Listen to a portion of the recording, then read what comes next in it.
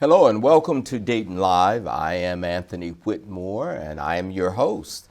And today we have a very special guest that I hope as a community that you will learn something about. I don't know too many people who do not know this gentleman. And I think that's not only because he is one of our most renowned artists of our times. He's one of those individuals who is a true leader and elder in the greater Dayton community. Please join me in welcoming the renowned, prominent, gifted artist, Mr. Willis Davis. Welcome, Mr. Davis. Thank you. Thank you for the invitation and glad to be here. This is very special for me as well. Oh, Mr. Davis, you know how, and the audience will find out later why it's so special for me, but just to have someone of your stature, often middle-sized communities don't have people at your level. And yet you are one of those people that you're going to see on the street, so unassuming, so humble, so kind, and just so generous, Mr. Davis. And I know that because I've known you all my life. And that opens up a whole different understanding. And I thought, well, on Dayton Live, while we know you as an artist, I want the community to know you from my eyes and from my heart and from my perspective of Mr. Davis, the man. And young people notice that I refer to him as Mr. Davis. He has many titles, but he's always been Mr. Davis since I was a kid. And in my culture or our culture, I would never refer to him by his first name, because I was not brought up to do that. And my way of respecting my elder is to always respect them in the same way I did as a child. I would never be comfortable calling you anything other than Mr. Davis. And that's love, Mr. Davis, not just from me, but from many of the young people that we will talk about in my show. Mr. Davis, where did you grow up at? I grew up in East Dayton, Ohio. I was born in Greer, South Carolina, but my family migrated to Ohio when I was about a month of age from the little sharecropping experience there in Greer, South Carolina, which is about 7 miles outside of Spartanburg. So that's where we're from. And I grew up in East Dayton because when my dad moved to where his brother was, who had migrated to Cincinnati, he couldn't find a job, but he found a job in East Dayton. And so we just dropped plans in Cincinnati and moved right to Dayton. And I grew up right there on Diamond Avenue in an enclave, which was the first black enclave of blacks in the city. Diamond, Irvin, Springfield, and Pruden Avenue. There's 4 streets, which are still there. And I still go to that street that I grew up on because my church is on that street. So I've been going to that church, Mount Pisgah Baptist Church, for 85 years. Oh, Mr. Davis, and I love that about tradition, and I thought about that. In fact, at some point, I'd like for us to do a walkthrough of those 4 streets, because I think, once again, that's a part of our history. One of my best childhood friends that grew up with me here in Dayton as well, that also played ball with us at Burkham, Ronnie Humphrey, his aunt, and of course, I think of his family as my family, and he, of course, in the same of my family. But his auntie was, I think his Aunt Tay, she lived out on the east side. And I didn't, when he and I were growing up, that was not a common understanding of knowing anybody who lived beyond the west side, and especially people of color in East Dayton. So I'd love for us to have that conversation, even more so beyond this conversation today. But what was it like growing up on those 4 streets? That's your community. Exactly. And you hit it right on the head. It was special. As a matter of fact, it was so special that I wish it was still had been there when I raised my kids. I would have loved for my two children to have had that experience I had. It was unique, Tony, because being a small community and being just those 4 streets, the extended family concept operated, Yes. that they brought from the South, that was brought from Africa. And so those 4 streets were very vital in the development of all of us in East Dayton. And we grew to love it, and we grew to benefit from it. And so it was not uncommon to be caught doing something I shouldn't do outside the house, outside the church, outside the playground, and be taken home by a neighbor after they whooped me and took me home to get some more. Yes, sir. But it was one of those situations where the children belonged to the community, and the village is what raised us.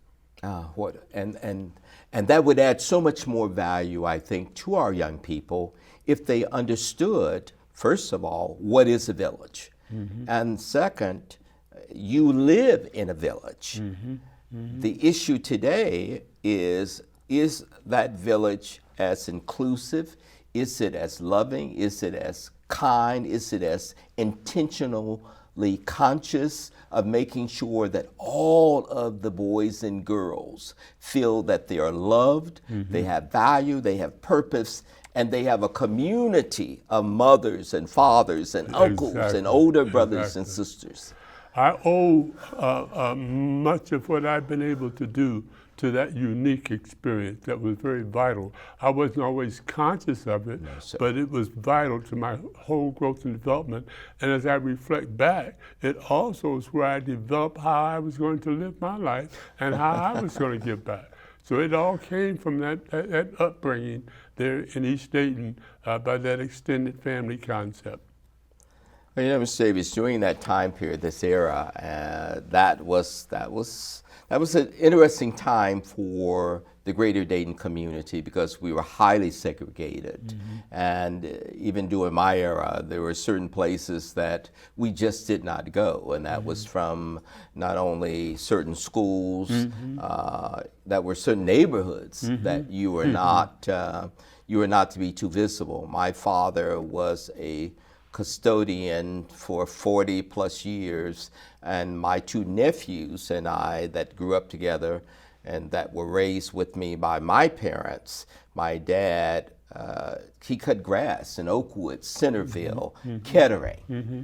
And so there were certain things that we would see and experience that shaped a lot of perhaps who we are and why we are who we are.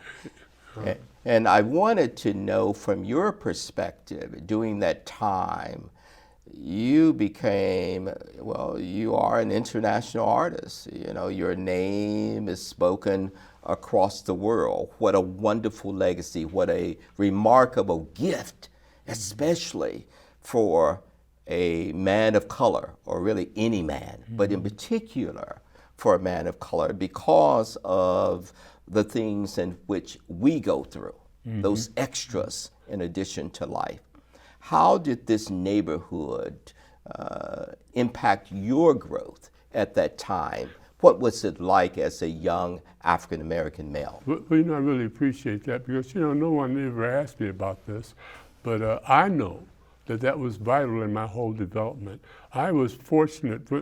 One of the things that happened, being a small community, and you saw this reflected when we finally met on the Berkham Playground through athletics, is that we did a thing called you practice up. There wasn't enough people in your age group, and so when you were Pee-wee at 11 and under, you practice against the juniors who were 15 and 16, and when you're 15, 16, you're practicing with and participating with the what we call the senior group, 18 and above. Yes, sir. And so you were able to develop, and those people above you work with you on your skill, so that when you played against your age group, you already excelled because you've been practicing against older people, because you didn't have enough to make up a team of just 11 years. And so But that also was a part of the growing, of the initiation that happened, is that the older fellows would bring you Yes, along, sir. but they also would temper you and toughen you up. You made all of us at one time, you made me think, I hadn't thought about it for years, that when you went through the line, meaning that at some point in time, as you're growing, maybe 11, 12, 13, you're starting to feel your oats. Yes, sir. The older fellows would put you in a circle that you got to break through. It's time to go home, and they ain't letting you go home because they got and you got to break through, and it lets you know that you ain't as strong as you thought you were. Yes, sir. But it was unique, and so there was a passing down of information, skills, and ability, and also a sharing of goods and foods and services in order to make the community function and grow. I had, there were 3 institutions in East Dayton within those 4 blocks that were vital that I didn't realize at the time. So the church, Mount Pisgah Baptist Church, is still there. Yes, sir. And then there was the Urban Community Center, which was across the street from the church, where we played and practiced in the fall and winter. And then across the street from the house, and also less than a block from the church, was the playground where you practiced track and softball and baseball and tetherball and volleyball. And you had individuals who were running those that were very helpful. For example, my father and mother separated when I was in 2nd grade. So there were 6 of us. Yes. And I'm the 4th. And I can remember some neighbors coming over saying, "Miss Davis, why don't you put them 6 kids in Shine Acres? Ain't no man gonna come over here and court you with 6 kids. And she said, then I'll just do it by myself. Amen. So she raised the 6 of us in that little 4-room house with the support of the community. And that was vital. Yes, sir. And all the while saying you still can be what you want to be, it's just going to be a little tougher now. Yes, sir. So we knew about rummage sales and matter of fact, I was laughing the other day at how good my mother was at spatial organization. And what I mean by that, when I would go with her on Saturday to the rummage sale, and she would buy those clothes, and you can get a bag of clothes for a couple of dollars, how she could fold shirts and clothes up, and to occupy that space in that bag, you can take as much as you get in this bag for $2. You got, and she would somehow roll and fold and tuck and put socks inside shoes and underwear inside shoes and fold them up and look. And we get home and she'd have out there for everybody. Oh my goodness. But it was a unique experience growing up in East Dayton because there were some men that contributed to my life. Yes, sir. Jack Reynolds at the community center was the man that taught me basketball and softball and track. And then he saw something and nurtured that, even to the point by 4th, 5th, and 6th. So he's telling me in 7th, you can't play at the community center team next year. What do you mean I can't play, Coach? We want you to go out for the school team. We think you can make the school team. So 7th grade, I started playing at the Washington Elementary School in 8th grade. And it was there that the coach at Wilbright High School heard about me and began to work with me in junior high before I got to the high school. So Jack Reynolds and my high school coach, who was also the gentleman who left his comfortable home in Oakwood and would come into the neighborhood often to work with us, off season. You know, come down, make sure you're working in the summer, bring you an old basketball in the summer, an old pair of gym shoes that nobody wanted.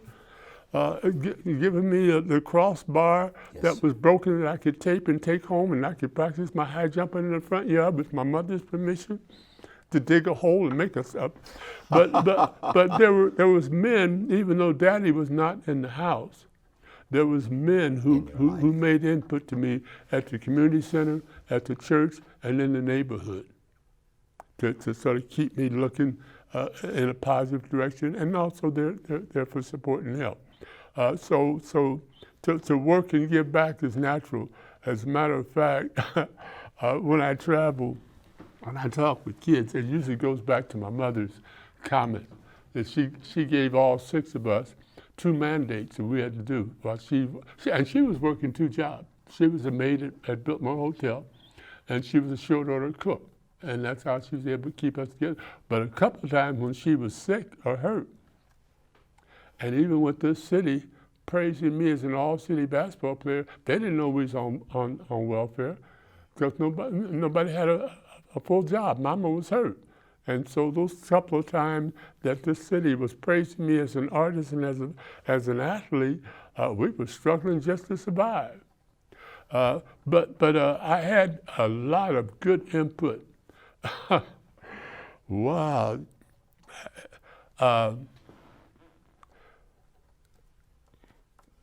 Football, basketball, track. Art was very important, but athletics was important.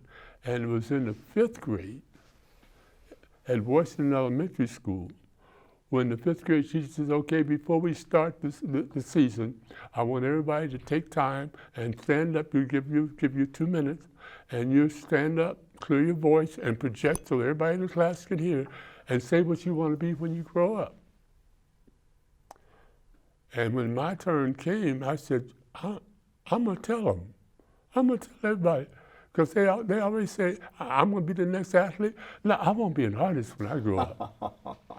And when I stood up with sweat running down my side, because I'm going to tell my posse, my friends, my running partner what I really wanted to do, and there were snickers and laughs. Oh. What you mean? You can't be no artist. Who you think you is? That was vital. Because at recess, Suki, I heard you laugh at me when I said I want to be an artist. You too, Jasmine. I heard y'all. I like y'all, but I can't play with y'all. I'm going to play with people who believe I can be something. And I didn't know I was sort of cutting loose people that were negative in my life about what I wanted to be. But I had a tremendous support structure there in East Dayton that is still there. And those people are scattered throughout, but they still supported me and others who wanted to do something with their lives. Mr. Davis, that is so crucial. And just to think about, first of all, you're living proof that while it's a wonderful gift to have a mother and a father in the household, that it's also a gift just to have a good, whichever one it is, if for whatever reason they're not together. And to see this strong, beautiful, Black queen, African-Nubian queen, who was strong enough to raise all of you kids, and notice 2 jobs. And God knows she had to have gotten tired. Oh, yeah. Because she had a job with all of you when she got home. Sure did. So she had 3 jobs. Yeah. And no life of her own. Yeah. Because she was willing to do what sisters do. They will sacrifice for their children. And did all the way through. And the 2 things that she shared that I made it become my mantra. And she would say to him, well, if you're going to eat my food, you're going to stand in my shop, here's what you're going to need to do. I want you to reach high, and I want you to reach back. Oh, amen. Oh, Mr. Davis. I want you to reach high, I want you to reach back. and to me, that's teaching. Yes, sir. It is. It is. That's teaching. And then she had one other mandate that has governed and directed my whole life and what I do. She said, I want you to always walk with dust on your shoes. Now, I know, that's what I said. What did that mean? Hey, I had to learn. Now, I knew the first part, reaching high and reaching back. She said, she would say things, Tony, like, I don't care. I don't care if you become a millionaire. I don't care if you travel the world. I don't care if you dine with kings and queens.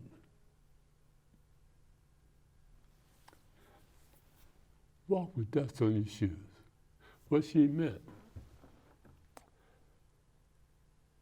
stay humble and know that it's working through you. It ain't even about you. You've been given a gift.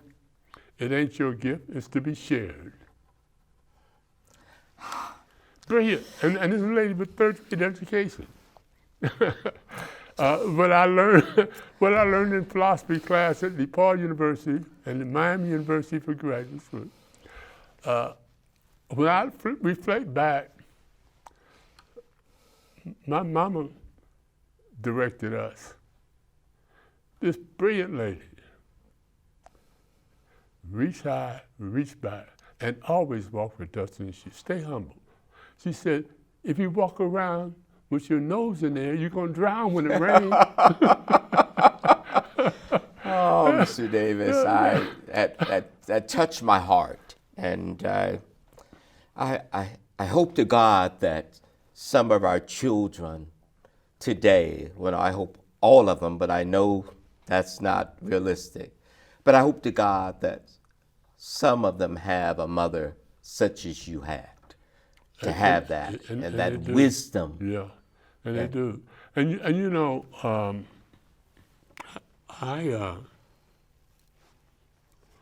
I think that those phrases and those concepts and that nurturing support I had in that small enclave of East Dayton gave me my sense of purpose and direction. Yes, sir. Yeah. And so I'm doing nothing more than what had been done for me. So we already have a blueprint. If we want our children, whether they're black or white, but for me, part of my purpose is to make sure that children, I love all children, but I want to make sure that those little boys and girls that look like me have access. And they need to know that they can become whatever they want. Mm-hmm. And there should be nothing in their way to prevent them from having that access. That's right. That they come from noble, proud people from our beloved Africa. Wow. Yeah, whatever part of that diaspora that is there. Wow. And that we're able to do this. And Mr. Davis, that's what you gave to me from beyond second, third grade. You were there. Mr. Harris was there. Who else? Mrs. Carter. Mr. Scott used to scare me to death. You could get us to do things in a loving way. Mr. Scott was like my father. He was a big, strong man, and he would scare me to death. And I just wanted to, first of all, let me thank you on behalf of those kids. We were poor kids. I still go back, Mr. Davis, over there on Morris Avenue off of Broadway. The house is burnt down. We lived on the alley. Before high school, we moved to the township. But to grow there and to have a community when we had nothing. I remember days when Daddy would be out of work and he experienced a lot of those isms for men of color. He he only had a fourth grade education, but he was one of the smartest men that I know and a very strong man. And he walked with dust on his shoes. And I didn't know that, but I had many of those other men. And all my friends, there were dozens of us that we ran together. We went to Burkham. We found you there. And you saw something in us to make a difference for us. I saw me. Oh, that's just so powerful, Mr. Davis. But look what you did for us. You have been in my life all of my life. And because of you and Mr. Scott and these other folks, yes, I had a father home and a mother and these others in my street.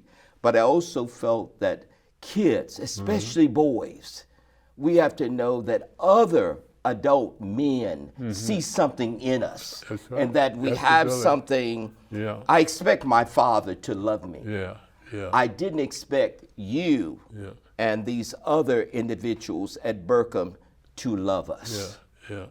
It was unique. As a matter of fact, you know, that was my first job. And Mrs. Ray and I enjoyed.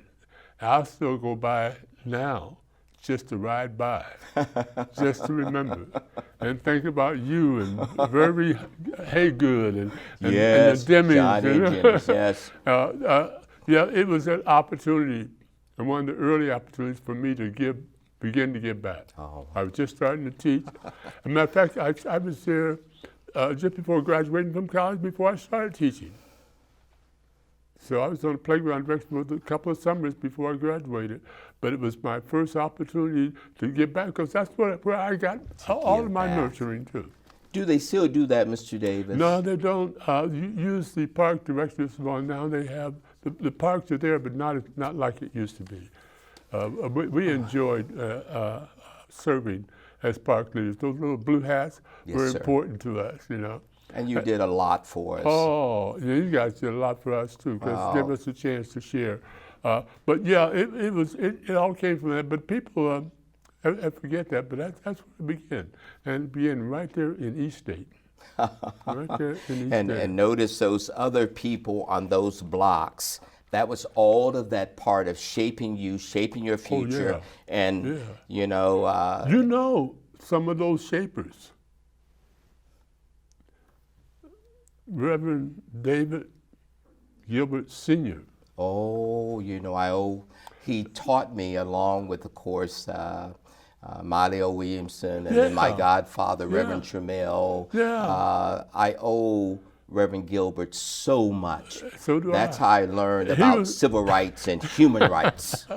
And that's how I learned how to be a catcher in the softball team, and he was one of those nurturers, and he was in that upper echelon group, and I loved it when I got 18 that I finally got to play on his team. But David Gilbert. But you also knew John Moore Sr. Oh, yes. He was the biggest model in our neighborhood. John Moore Sr. Yes, sir. Yes, sir. And Mr. Jack Reynolds at the community center. Mr. Davis, you know, we could talk forever. You see how quickly Archie our Lewis. time goes by. Archie And Mr. Lewis, yes. Well, you know, so we should have done well as young, poor kids. And we didn't allow our blackness or being poor to stop us. But that's because we had you, Mr. Davis. We had Mr. Scott. We had those, Mr. Harris, those other people in our life. Yeah. And I'm grateful that I, on behalf of all my friends, both those who are alive and past, to thank you. Thank you for loving us. Thank you for believing in us. And thank you for never forgetting who you are. And now I understand why I go back every month and sit in front of that, no longer is the house there, but where it was on that alley, to remember, because I don't ever want that dust to be off of my shoe. If you have time, go over and meet this legend, Mr. Willis Bean Davis, and I'm gonna let him give you the address on West 3rd. Yeah, we're at Ebony Gallery in Davis Art Studio at 1135 West 3rd Street in the historic Wright Dunbar Business District, and we welcome you.